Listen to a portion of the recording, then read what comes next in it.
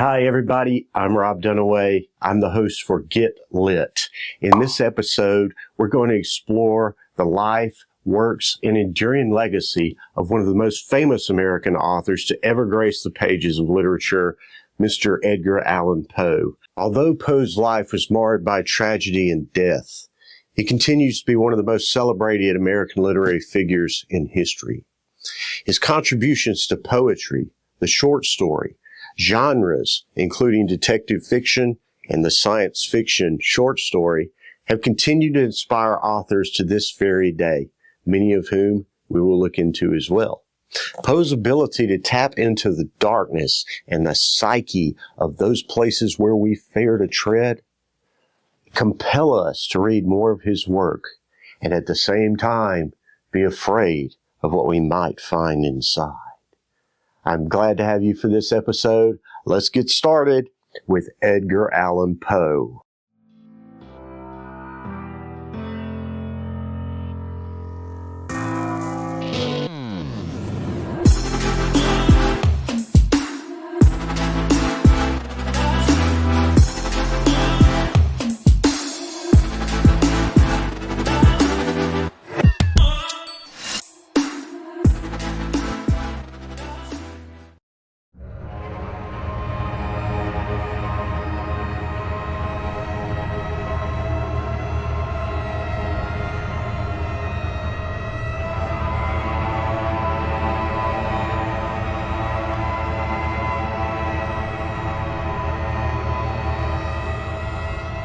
As we well know, Poe's contributions to Gothic fiction and the macabre are perhaps his most inspiring legacy.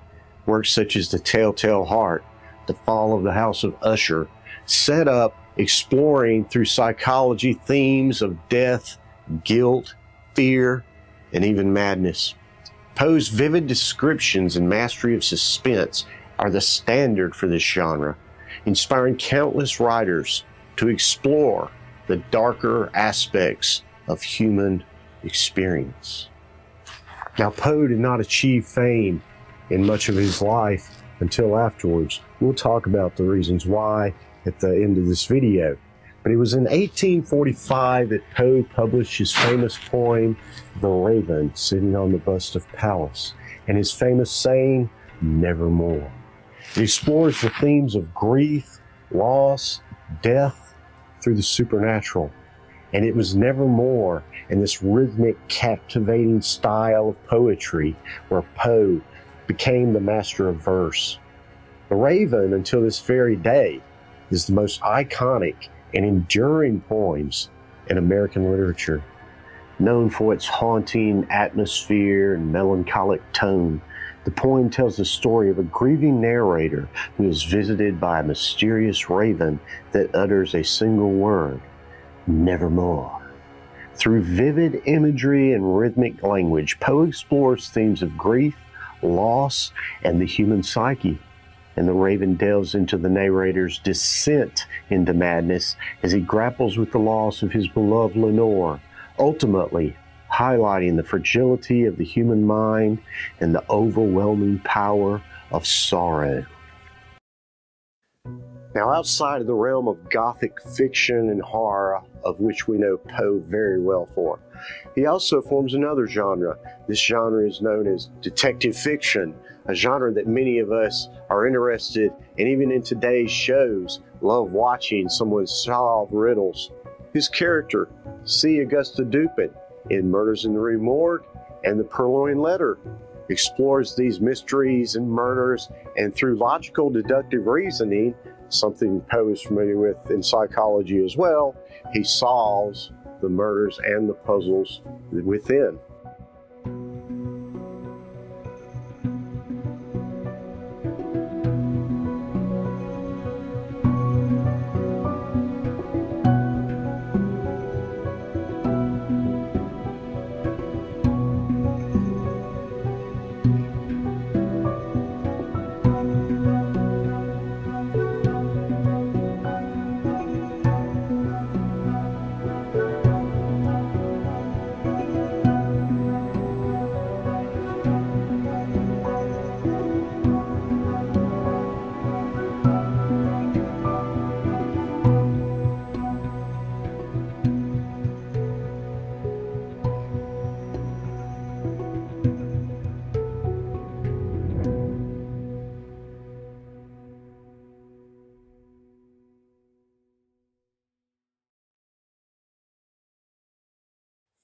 Welcome to the first ever Time Machine segment where we explore the impact of an author and their works on their time period, as well as flying into the future and seeing the effects on our modern time and even possibly down the road. I'm really excited about this.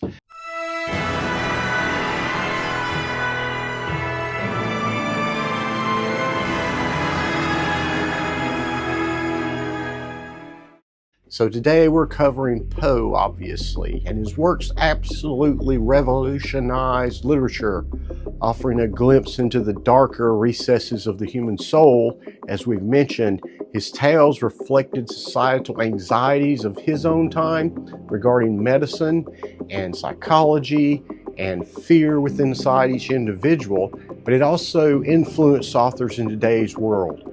Stephen King. We would never have Stephen King if it weren't for Poe. In fact, the author suggests so himself.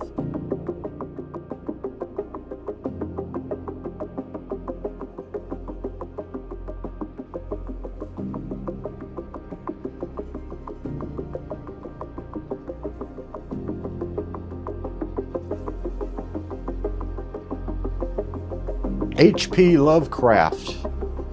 How would we have H.P. Lovecraft and the Call of Cthulhu and its gothic, resounding darkness without Edgar Allan Poe?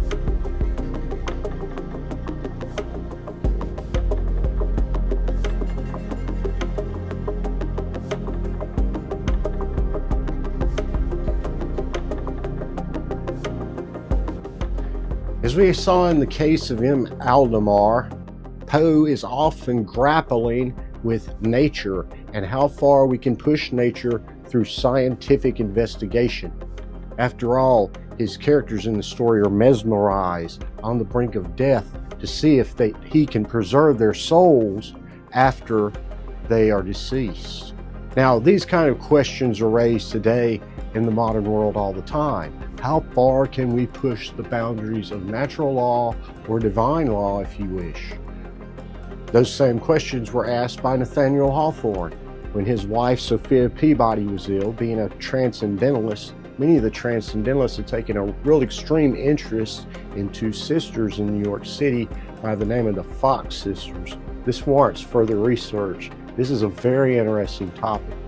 Now, Hawthorne himself felt like using mesmerism was reaching behind a black curtain, almost a Ouija board, if you will, and pulling out the unknown, that it could be dangerous. He also had written in many of his works the dangers of science and how that could pose a threat to the humankind. Same with Mary Shelley's Frankenstein. How far can we push science without creating an abomination?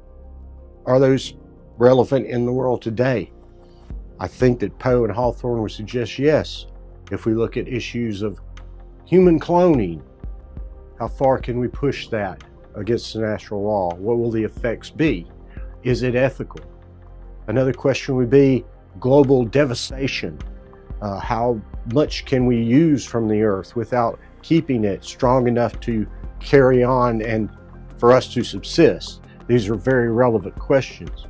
Even the question, of which I use some within my artwork in this presentation, of AI. When will AI become human? Will AI become human? Or will it overpower the human race? That's a very scary question, one that Aldous Huxley touched upon in his novel, Brave New World. So you can see these issues are extremely relevant in the world, and I just wanted to bring those up. Another issue where Poe is way ahead of his time, even amongst a lot of authors in the modern world, is talking about mental issues, the darkness in mental health, where authors had not gone before. This would lead into psychology. This would lead into forensic investigations. Undoubtedly, we saw with the characters and the detective stories Poe created that he was pushing science to be able to solve crimes through logical reasoning. In today's world, we have forensic investigation. We have people who look into the minds of killers and try to understand how they think in order to stop the crimes. Now, he does this exceptionally well in The Telltale Heart and The Fall of the House of Usher. where he resonates with contemporary discussions concerning mental health. One of my questions to the present world is, do we talk about mental health enough? Having family members who have gone through certain issues, I say no. I say that mental health is one of the areas that we are severely lacking within our society. I think Poe brings mental health and mental illness to the forefront of many of his works. Another reason Poe is relevant in the modern world. Another point that Poe addresses in his work is the nature of evil. Poe's portrayal of human depravity and the presence of evil in society as seen in characters like Montresor and the Cask of Amontillado. One could argue that he and Fortunato are very different, but they might be aspects of the same individual, something that critics have posed, that they're the same person. That would be dealing with psychology again. He continues to prompt reflection on the roots of cruelty to other people, the ruling rich class abusing the poor. In the Masque of the Red Death, we see a ruling rich class attempt to escape and throw a party inside a castle while the Red Death plague takes over the poor and unfortunate outside. However, Poe seems to say that not even they can escape death. The Masque of the Red Death arrives at the party and the rest is history, or death, something of the nature. So he seems to suggest that politicians and the separation from the upper class and the lower class is a depravity of mankind. I think that many of us might agree with this concept. How do we help other people in order to make the world a better place? If we had a ruling class or rulers who actually did care about individuals and the people who were underneath them in the social hierarchy, would the world be a better place? I think we might also agree that it would be. I love to hear conversations about any of these topics, from global warming to the elite ruling class and the oppression of the poor. Please post your comments below and let me know your take on the impact of Poe in the modern world. I think we've covered a lot here. There that is the time machine for this episode. I will have a time machine on the next episode covering any author.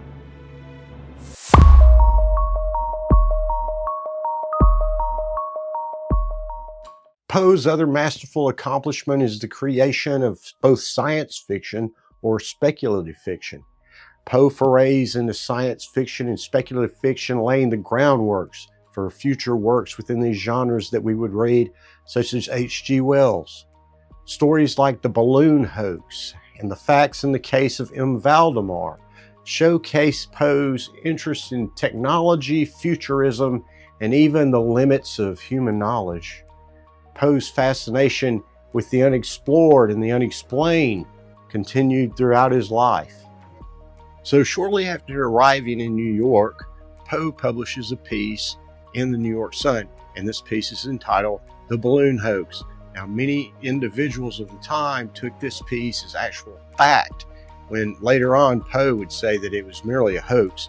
But Poe would also state that there were many facts that went along with his story that were aeronautically factual and could happen in the modern world that very day.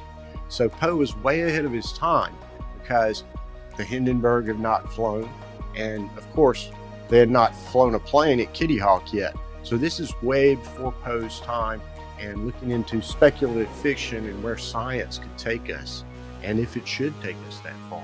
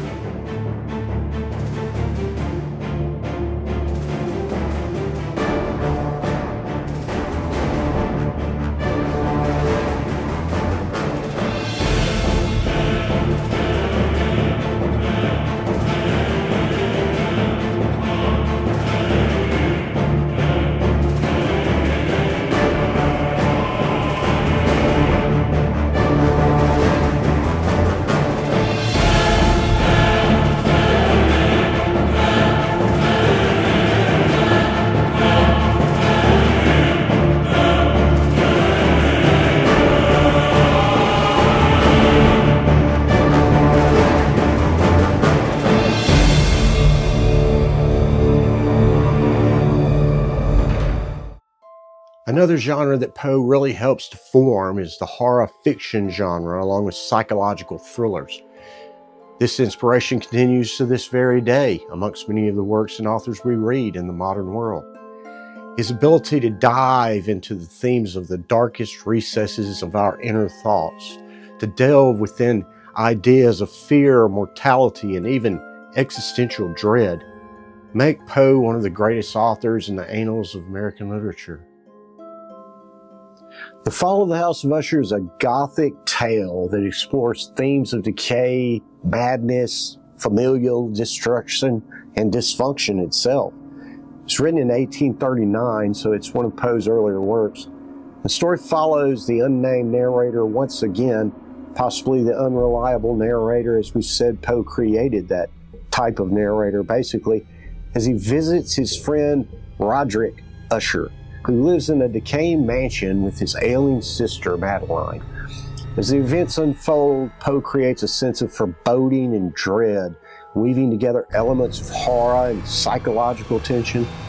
The Fall of the House of Usher is often interpreted as a metaphor for the decline of the aristocratic family and the crumbling of the human psyche once again, highlighting Poe's fascination with the darker aspects of the human condition.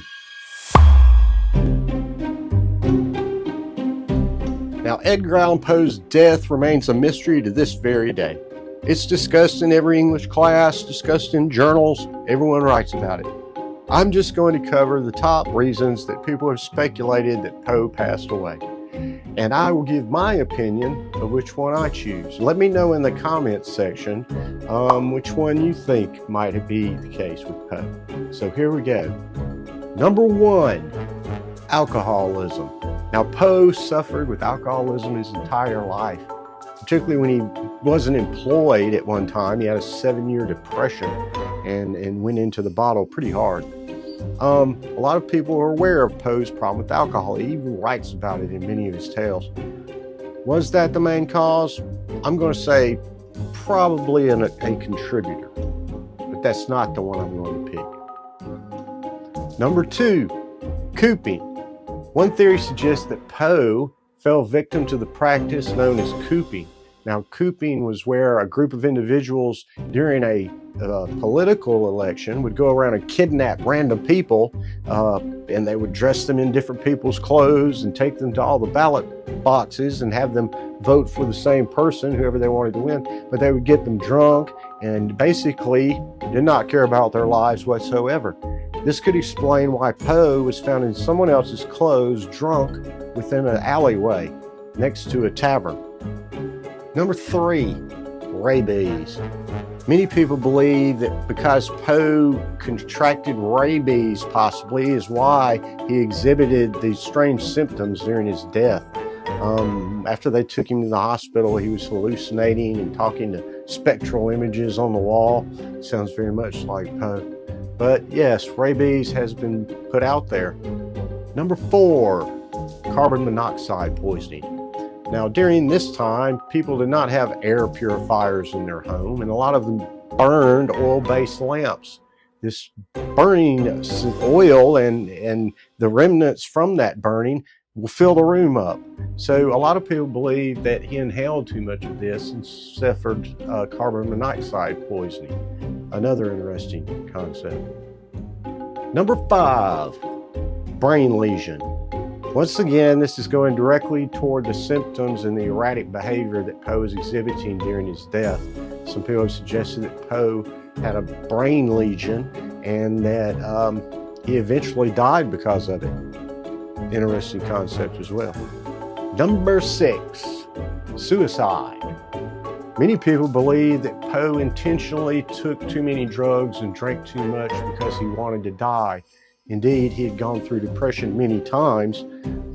Whether that was the cause or not, it is a good speculative question. And so there it is, suicide. And number 7, interestingly, murder. As we said, a lot of people did not like Poe. Outside of Griswald, he had a lot of enemies. So some people have speculated that either a single person or a group, as a form of a larger conspiracy, could have wiped Poe out intentionally. That's an interesting concept too. But I am going to choose cooping. In conjunction with alcohol, cooping. I believe that it is very strange that Poe wound up in somebody else's clothes and that he was outside a tavern where they were conducting an election ballot just a day before he disappeared. I find it very strange that he had been to the point where someone had left him in a ditch to die. But someone else's clothes, I'm rolling with cooping. Let me know what you think below.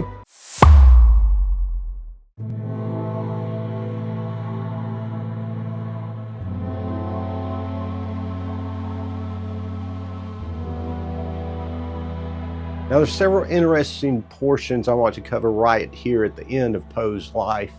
The first one is Rufus Griswald, or his pen name was Ludwig. Now, he took over editor of Graham's magazine after Poe was set down.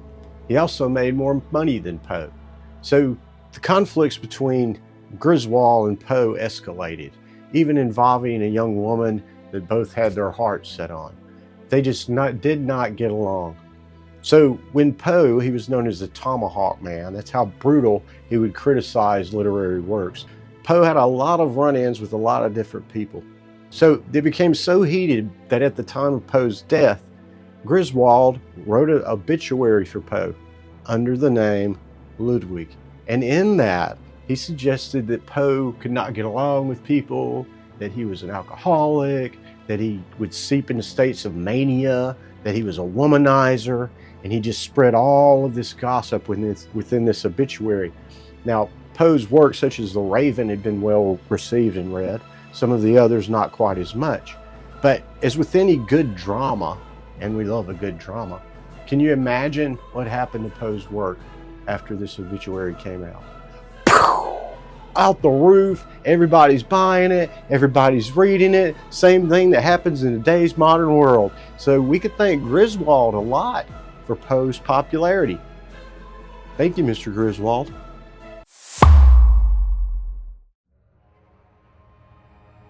So thank you very much for joining us on this episode of Get Lit. Please subscribe, like, share it with your friends. Post in the comments. Let me know who you would like to see us cover here at Get Lit.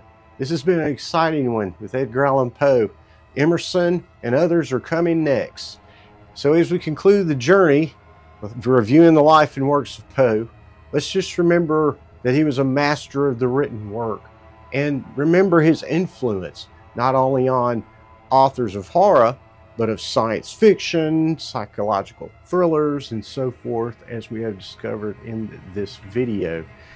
His mind continues to captivate us in this time period and enthralls audiences worldwide, and will continue to do so. That's the end of this edition of Get Lit, Edgar Allan Poe. I appreciate you being here. Until next time, Rob Dunaway, check it out.